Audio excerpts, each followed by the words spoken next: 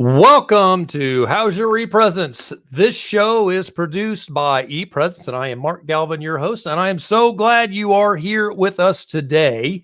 As you know, what we do on this show is we're always looking for ways to help you, the business owner, find something new about marketing, digital marketing, business development, just simply ways that you can increase your top line. And there are so many things out there, and there's a lot of smoke and mirrors these days when it comes to marketing. So we're always trying to find those solutions for you. Some of the recent shows we had a show that we just dropped, how to leverage live streams. I learned a lot from that. Another one is how to do SEO better. SEO is always so important. We have two great shows. And in fact, we had Dr. Ty Belknap come in and talk about the changes we had recently, or we saw recently, that is, with the Google algorithm. So go back, check out those shows, and you'll find some great content. As you know, our shows are live. We are running them now on Tuesdays at 10 and Thursday at 3. We'd love for you to join us. And if you are tuning in live, we'd love for you to subscribe. So if you're sitting there, and I'm flying solo today, folks. So if I screw something up, don't tell our producer. But there you go. Hit that subscribe button. And if you subscribe, you'll get a notification when we go live. And if you jump on when we are live, you can ask a question yourself, which is super cool. So we'd love for you to join us. And you can do that by joining, by subscribing to those shows. We'd love for you to ask a question or two. So as we go through today's show, throw those questions out there right in the chat box. What we'll do is I'll ask that question directly to our guest, and you will be able to learn something new. Heck, you can probably solve your own marketing challenges that you may have. Where can you find us? We have a universal social media handle, and it's at ePresenceME. It's just like our website. Our website is ePresence.me, and all of our social media handles are ePresenceME without that dot. You can hit us anywhere. You can suggest guests for the show. You can suggest a topic for a show, and we'll go find those guests to help you out and answer those questions. Well, what are we going to talk about today? This is really important. You're going to love this. We're going to talk about how nano-influencers can help how nano-influencers really give e-com businesses a really unbelievably great advantage. We're also going to talk about how first-time business people can create a marketing budget. We may get into that. We're really going to talk about user-generated content. That's going to be one of the highlights of today, where we'll talk about generating that content and how you can leverage it. Who is our guest today? Let me tell you about our guest. We have a fantastic guy today. His name is Paul Benigeri. His last name is Benigeri. Benigeri. He's with Archive. And I love his name because it's just like Ben and Jerry's. And I said it to him, and he said, yep, that's perfect. So Paul Benigeri, you're going to remember that name. He's the co-founder and CEO of Archive. This is a company that's backed by Stripe. They develop AI and software to automate e-commerce digital marketing workflows. They have done everything from building custom e-commerce platforms to deploying millions in ad spend. He was previously the VP of Growth and Engineering at HVMN, and you can find them at hvmn.com if you want more information on them. And he ran the direct-to-consumer brands, digital marketing, e-commerce, and engineering teams. Paul has a lot of great experience, so make sure you stick around. You're going to like to see what he talks about here. He also comes to us from Stanford. So this is a guy that went to Stanford. Boy, that is not an ugly place. If you have not been to the Bay Area, well, the south side of the Bay Area in California, you've got to go see Stanford. That is an absolutely wonderful, beautiful campus. So we are pretty excited that he's here. If you're watching live, hit us with a question. Just slap it right there in the chat box. It'll pop up here on StreamYard, and we will ask our guest your question. I'll guarantee you, he likes to be stumped. He was asking before the show began if we would end up with some questions. So let's stump him. Let's see if we can get something that he just that maybe we make him pause on. I don't think it's going to happen. So for the record, that is I don't think that's going to be a challenge. All right, folks. Let's do this. Let's bring Paul on. Let's see if we can track him down. Paul, are you there? There he is. Hey, Mark, still here. Welcome. Glad you're here. Thank you for joining us. Flying solo, man. I'm hitting all these buttons on the side. I hate to do that. I prefer a producer, but you know what? In today's world, we definitely like to make sure people can do what they need to do outside of work, and I'd like to do that too. You've built your own team, you said, right? Didn't you? You figured out a way to let people work remote and have work-life balance. Is that right? Yeah, we have over 30 people now full-time, globally remote. We started the company a little over a year ago, so a lot of growth, a lot of people really quickly. It's definitely a different style of work than being back in the office, but I think that with some guidelines, principles, good process, good communication, it can be even better. How do you guys communicate? A lot of different ways. We have Slack that we use quite a bit. Externally, we use email, quite a bit of Zoom calls, and then we do a lot of things through what we call asynchronous memos. So written documents that are quite thoughtful and get pinged throughout the team. We use tools like Threads, Notion, Google Docs for that. And that's typically the bulk of it. And one of the most awesome things we do is we do team retreats. So twice a year, we'll all get together in different parts of the world to hang out. We just did a retreat in Turkey where our whole software team, 12 people, got together. And it's pretty cool. We got to meet each other after, working remotely for months and some people even years. That is really cool. So you've got your software team is in Turkey. You are in the Bahamas right now. You typically office out of, and your wall back there is perfect. So just to show everybody this, look at this. His wall is the exact color of our logo. Look at this. When I expand you up, my logo disappears. That's awesome. How do you do that? I color match you before every call. So you're in the Bahamas. You typically office out of Miami. This is part of the beauty of where we are today. It really is kind of cool that we're able to do some unique things with our workspace. So I like how you're leveraging that.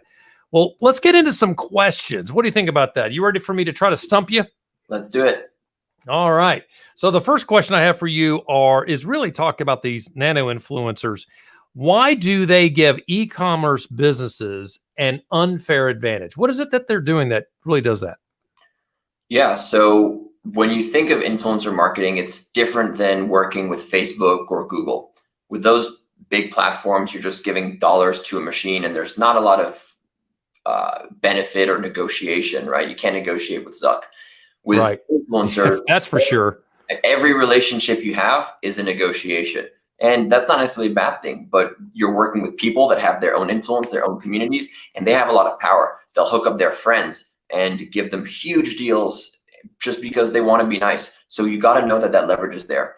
With nano-influencers, especially if you're a small company, you can become friends with them. You can build relationships with them, and they can drive a lot of influence for your brand. Why is that? Well, if you're working with 10, 20, 30, potentially even 3,000 influencers, if you start to scale that program, that's going to be multiplied. That's a huge amount of reach and awareness because all of these influencers have thousands and thousands of people following them, right? And because they're small influencers, and that's why we call them nano, because they have a pretty small audience compared to your big guys, there's a couple of new dynamics. Number one, why do people follow them? It's because they're friends or they have a real life relationship, which means that whether they talk about running shoes, a car, a phone, their friends are just going to pay attention and care. And that's super powerful. It's like word of mouth, but instead of telling one person, you're telling 1,000 or 5,000 people. Yeah.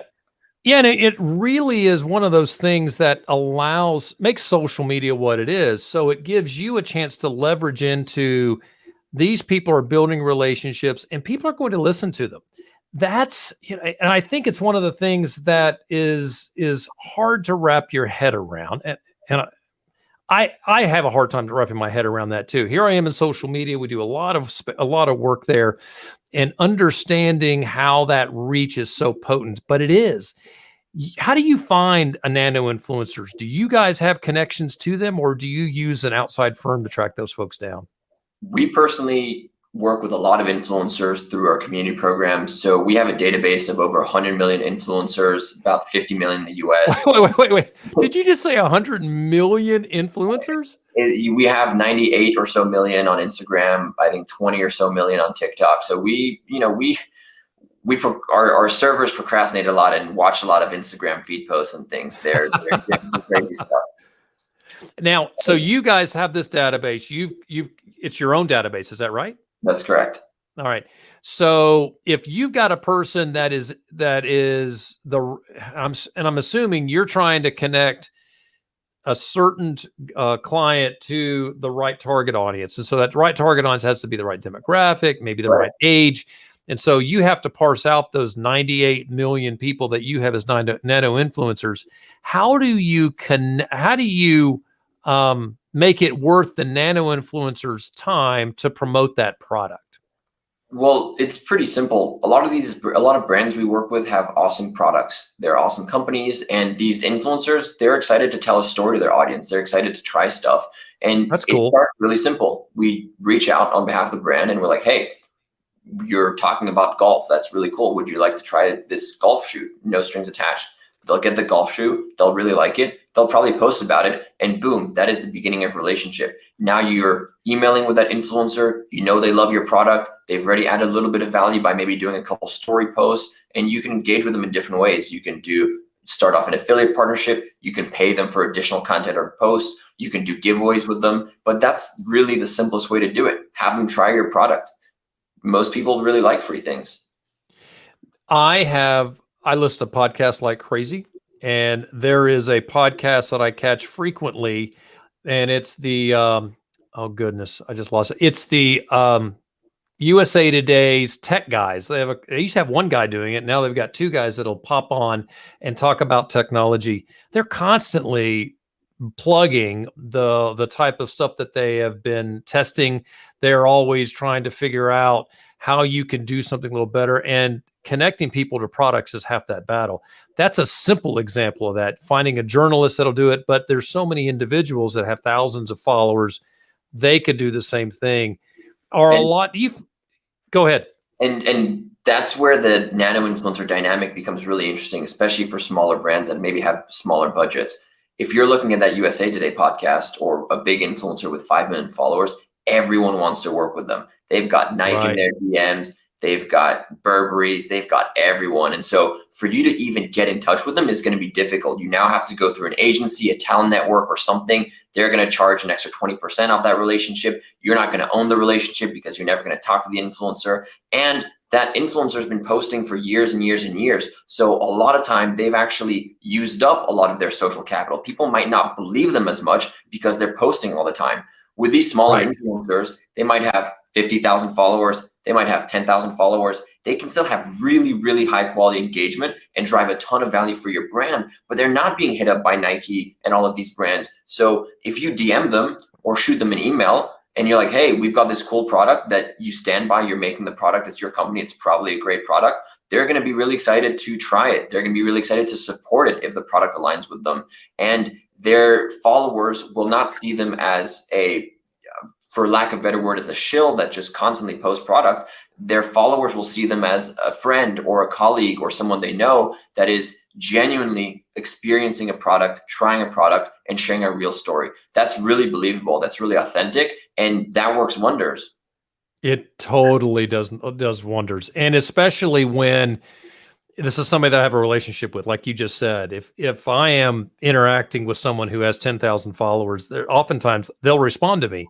Mm-hmm. If they're responding to me and they're very good at managing their social media and engaging, 100%, I could see them popping into. I'll give you an example of a simple thing that would be impressive to me. If someone said, "Hey, here's a podcast you guys should listen to," I could clearly see me asking a question. So tell me when's the last time you heard it, or did they talk about this? I would find that very interesting, and I absolutely would add that podcast to my feed. So that's a pretty cool thing. I really like that. And it drives it drives a lot of conversation too, because those influencers that are on the smaller side, they don't get 1 million people replying to their stories. So when someone's like, "Hey, that's a nice golf shoe. Like, does it have this or that?" Influencers are going to be really excited to communicate back, share the story. And so that becomes really win-win. And cool. You can really drive meaningful conversation between a consumer and a product through these influencer relationships, and they become spoke people for your brand. And again, it's just the beginning of a relationship. These influencers are here to stay. Once you have that relationship, you can compound it, do giveaways, do all kinds of sorts, and it becomes more and more powerful over time. That is so cool. And the other thing I think is interesting here is younger generations are very comfortable in these spaces.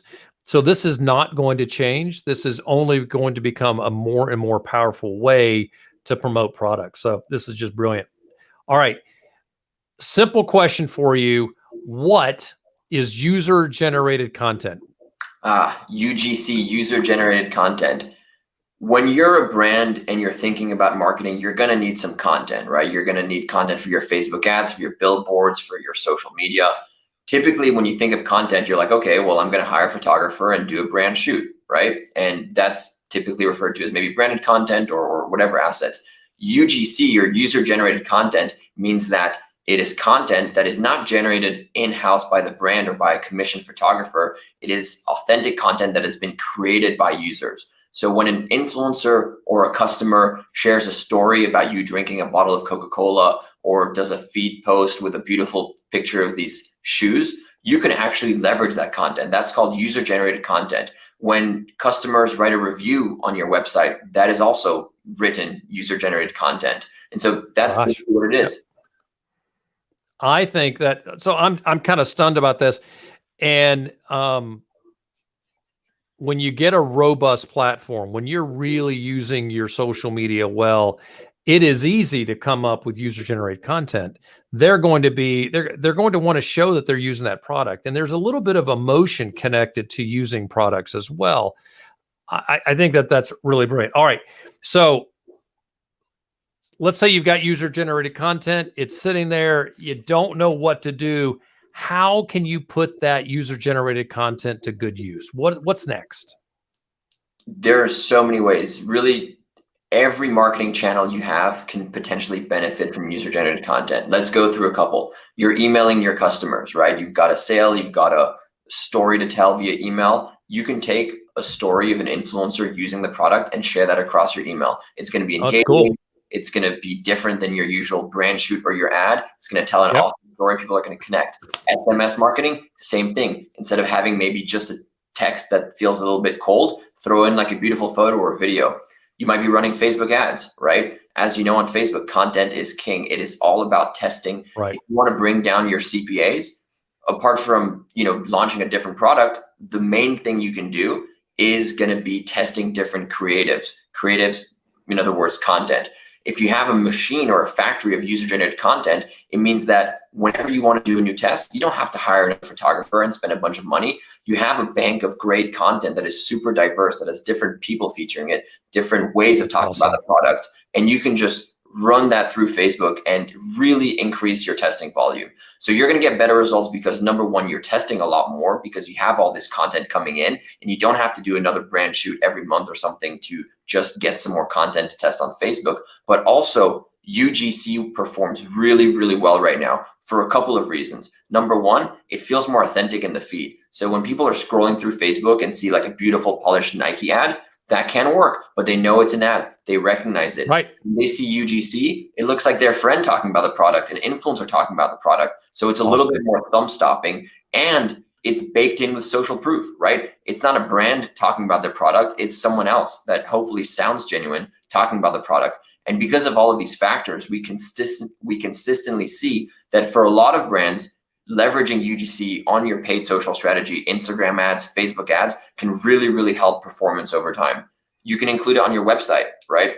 When you've got a landing page, whether it's a course, an e-commerce company, a digital product, you need social proof. What do people typically use? They'll get a press logo, another press logo, a press quote, and that's it.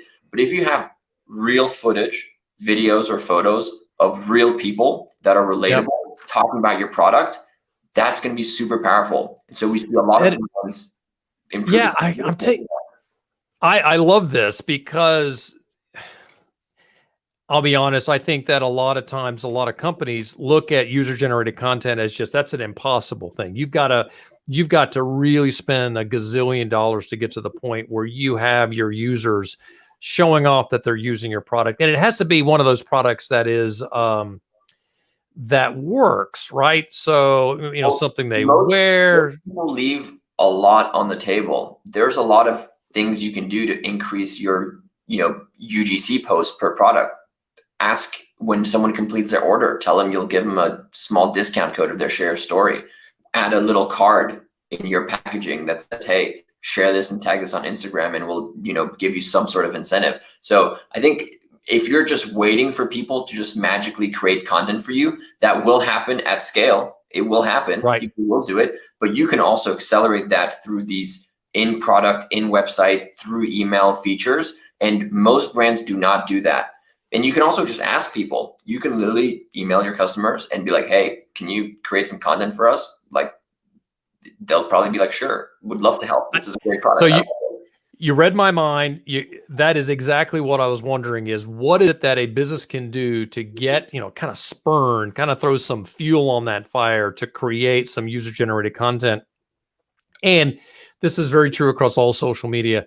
If you post something and you're hoping that your audience will do something, it's better to ask them to do what you want, right? Hey, please reshare, or please make a comment and say this. And at first, for some social media users, they think, gosh, it's so put on. Well, it will generate responses because people will do that. If it is something that they feel compelled to do, that's great.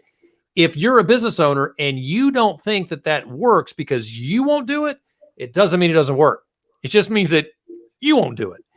I love this. And I think that it's really, really smart to build a relationship with your clients. In fact, I was talking to a future guest that's going to be on the show earlier today, and he was talking about, you got to make sure that you build a relationship with your current clientele to keep them around. Well, as you do that, this is a great way to even build a relationship with them. Hey, would you mind sharing this on your social, that you use this and it worked? And it doesn't have to be something that is concrete. It could be a service. Have you seen that worked well? And do you have an example of a service that was able to get some user-generated content where somebody said, hey, I did this, and this is what it did for me?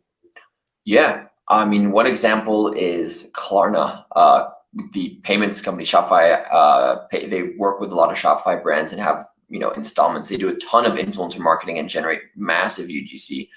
Oh, that's cool. We see that all the time with digital apps and services. Netflix generates a ton of UGC, as you can imagine. People talk about the show and stuff. So it can work for everyone. There's different, success rates. Like maybe if you have jewelry, people are really, really excited to try that and share that. So you'll get more UGC than if you're a digital product, but there's no excuse. It's always worth trying. And 2 things you can do tomorrow to get some UGC. If you have an audience, just shoot them a note and ask for content and just be really nice. Let them know that it's going to help your brand out in a nice way. And you're happy to, if you can give a discount code, great. If not, it's not the end of the world. Give people a chance to help you. The other thing you can do is go on Instagram, look at your competitor brands, look at your related brands, find a couple of influencers that have tagged them. These people are content creators. They spend time out of their day to create content to post on Instagram. It's part of their job. It's not a hassle for them. They're happy to help. They're happy to do it. If you reach out to them, introduce your product quickly and nicely, and have them try it, if possible, for free, right? Whether it's a digital product or a physical product, you can send it. It's quite cost effective. Most of these people are going to try it, like it, and share maybe a story, maybe a feed post. Maybe they don't post it, but they still send you that content. And you can get that going tomorrow. There is nothing stopping anyone from doing that. I think this is brilliant. It is difficult to, as a small business owner, when you are working through all the components of a day, let's start with accounting. Let's start with it's hiring. Trying to figure out these little nuances is important, and you're giving some great ideas. So if you're a service-based organization, you can look at things like, and Paul, I love this example of a financial technology. Banking is a good example. Even better. I can't believe I blanked on this. Restaurants, hotels, they do a ton of this stuff. They reach out to people. Right. Like, hey, look, if you leave a review on Yelp, that's user-generated content. Instead of Yelp, it might be Instagram. Let people know when they walk into your restaurant, when they walk into your business, like, hey, we would love to get a little bit of your content. It helps us out a lot. If you just talk about it and ask for it, a lot of people that have great experiences with your company, your service, they will be more than happy to help out. That is so cool. And it is so true. People who have a good experience typically want to talk about that experience. and more users are getting used to this. Younger generations absolutely feel comfortable. So I've got 3 kids. I'm astounded at how they're connected to their social. All right, I want to ask. This is a great question. I don't want to miss how, and hopefully you haven't answered this. How can you make user-generated content your company's moat? I love that question. How do you do that? It's all about building systems and great relationships. So we talked about influencers. So what generates UGC? Really, it's going to be either your users or typically your influencers that you work with. So you're going to want to invest in building relationships with influencers. We kind of talked about that a little bit. You're going to find influencers, kick off a relationship, and then every month what you're going to do is follow up with those influencers that made you happy. Whether they generated sales, created great content, spoke nicely to you, you're going to follow up with them and you're going to give them a little bit more. If you're a restaurant, give them another meal. Cool. If you're a product company, send them some more product, a new flavor. And over 12 months, if you do that again and again, these people are going to have compounding relationships with your brand. That itself is a moat. Those are real relationships. If Facebook shuts down or your credit card gets declined, you still have those relationships. They're real. They will build up over time, and they're going to generate more and more content. By generating that content, you're going to get 2 things. You're going to get reach, awareness, sales, all that good stuff, because that's going to be posted on those channels, right? So that's going to be great for your business. You're also going to get more and more content, and that's going to be a war chest for your digital marketing efforts. It's going to help power your emails. It's going to help power your Facebook ad campaigns. It's going to help power all kinds of things, and it can really, really pay off. If you're thinking about scaling Facebook ads, I see it all the time. What happens is you might do some content in-house, and then you want to scale a little bit more. You're going to work with other content companies to get even more content. It might be a photographer in-house. It might be a photographer that or an agency that's going to create that content. I see brands spending millions on Facebook. They work with 4 or 5 different content creators and spend a ton of money on content to power their Facebook ads. If you have a UGC machine, if you have a system to create these influencer relationships and maintain them, and that produces content, that's going to unlock massive scale and performance for you on Facebook without always relying on having to do another photography shoot, having to do another video shoot. That's huge. Which can be super expensive, right? I mean, oh my God, listen, 100K on some shoots, and it performs worse than a free photo from an influencer. It's crazy. And because those are staged, they don't look, they're important. Listen, you got to have it, right? You got to have the professional photographer come in and do that work. 100%. You got to have it. You talk about a hotel. A hotel better have some great slicks on the way that lobby looks when it is in perfect shape. Because listen, you walk through a hotel lobby in the middle of the afternoon, 100% occupancy, it could be a mess. And you don't necessarily want to feature that, but you're walking through the lobby doing some UGC, that's awesome. It still makes the hotel look great. Or video of you entering the room. If you go to TripAdvisor, they feature that content because it works. People want to see both. They want to see the brand stuff. They're like, show me the good stuff. And then they're like, hey, show me the good stuff. Is it real? If I pull up to the hotel tomorrow, is it gonna look like that? And if you have real customers going through your hotel, your rooms, your restaurant, your whatever, your garage, and filming that content and sharing that experience, the believability is going to go through the roof, and that is going to work well across any channel. Again, whether it's TripAdvisor, whether it's Yelp, whether it's Facebook ads, etc., having that combination of these pro assets and UGC works really, really well.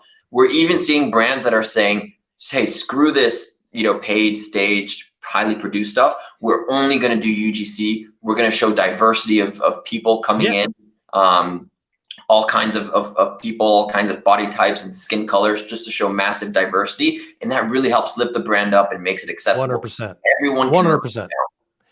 And if you've got an organization that can do that well, you are crazy if you don't feature that. That is such a, and it really does come down to it. And you make it sound easy. It's not easy. Let's be honest. You do have to have a strategy and a person who can really lead that. And when they're leading, when that person decides that you got that right person, they're going to lead and try to get you some more UGC, they have to be listened to. People got to buy in and agree. Yes, let's put our resources here. But it is unbelievable. It is great so I'll give you an example. We are working with a swim club right now, and that swim club has a lot of people at the Olympics. They're sending back all this content as these swimmers that used to go through the swim club have what the experience they're having. That's user generated content. If they're not, they're past clients. That is the Facebook page is blowing up. It is unbelievably valuable. All right, I love this. I'm so glad you joined us today. There's so much more here to tease out. Tell me this: what do you do at Archive that can help people achieve these type of goals? If you're an e-commerce company and you're on Shopify and you've got people posting on Instagram, you're going to get a bunch of stories. They're going to disappear in 24 hours, and you're going to want that content, right? For all of the things we talked about. Yeah. Do you want to save it manually? Probably not. Use our app. So we have an app called Archive app that will automatically save and label all of your feed posts and stories on Instagram. So you can check it out on our website, archive.ai, and then check out our app, and that's going to be really great. If you're maybe later stage and you've worked with 50 or 100 influencers and you're an e-commerce company and you're looking to scale that to 250 influencers a month, 3,000 a month, then we have a product and service called Archive Community, where we specialize in scaling these influencer programs so that brands can get, tens of thousands of UGC a month. All right. It's unbelievable. This is fantastic. Now, folks, when we bring people on here on How's Your ePresence, we're trying to give you guys nuggets. We do like to feature the work that they do. Let's be honest. Paul is a nice guy. He is in the Bahamas. He would much rather be outside instead of talking to me. So let's be honest. Hey, and Paul, it's okay. I love to work and talk shop. I have my whole desk here. I'm inside, super productive. I really think it's fantastic that you have made sure your entire background is the secondary color of our logo. So anytime you want to come back and use that room, I like it. You need to send me that color, because I need to paint this wall that color. I was about to say, what are you doing? Come on. Well, listen, Paul, I appreciate you joining us today. One of the things that we like to do here on How's Your ePresence is really give strong nuggets to people that they can apply. Now, would I love to call you? Absolutely. But you have given us so much value on understanding how UGC can be great. Folks, check out his website. Go see archive.ai. It's there on the screen. We'll put it in the show notes. Go check out his company. But if you'd like to hear more, I tell you what, Paul we had something like 10 questions to go over. And I was like, dude, we only got 30 minutes. I can't go over all this. This guy's got more stuff to share. So if you would like to hear from Paul Benigeri, and you can remember his name, it's like Ben and Jerry's, Paul Benigeri, I bet we can probably get him to come back. Maybe we'll catch him when he's in Turkey next time. When are you going to Turkey? Going back anytime soon? Not anytime soon. Our team is all around Europe. We were just in Turkey because it was the only place we could travel to with all of these crazy restrictions. Well, unbelievable stuff. Paul, thanks for being here today. I really do mean it. This was great content. Let's stay in touch. I got a feeling that we'll be able to do some business with each other. Does that work for you? Awesome. Excited to do so. Don't go anywhere. I got questions for you after the show. So I'll be with you in just a second. For the rest of you folks, hey, thanks for joining us here on How's Your ePresence. We love it when you join us here on How's Your ePresence. Our goal is to continue to give you content that you can apply daily, all day, every day in your business that'll help you learn something new. So Paul was fantastic. I could have asked him another 20 questions. This is great content.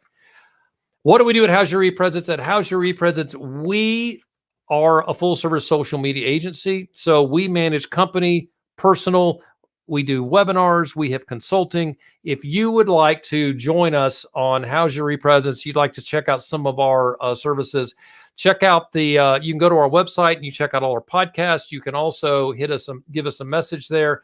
I will tell you this, if you go there and you go to this website, this link, e-pr.me/listener, will give you a 5% discount on all our services just by being an ePresence, a How's Your ePresence listener.